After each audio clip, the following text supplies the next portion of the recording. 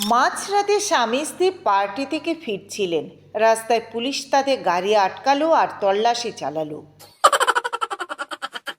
গাড়ির সব কাগজপত্র চেক করার পর ইন্সপেক্টর তার স্ত্রীকে ইশারা করে বলল, এই ভদ্রমহিলাকে? স্বামী বলল, আমার স্ত্রী। ইন্সপেক্টর কৌতূহলে আবার জিজ্ঞেস করলেন, কোনো কাগজপত্র আছে যাতে আপনি প্রমাণ করতে পারবেন যে ইনি আপনার স্ত্রী? স্বামী প্রথমে 2 মিনিটের জন্য একটু ভাবনায় পড়ে গেল।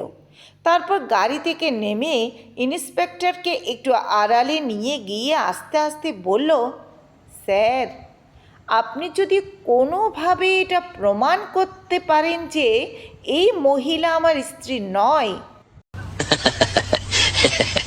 তাহলে আমি আমার 25 লাখ টাকার বাংলো আপনার নামে লিখে দেব। গোলমাল হ্যায় ভাই, সব গোলমাল হ্যায়। ইন্সপেক্টর সাহেব ওখানেই বেহুশ।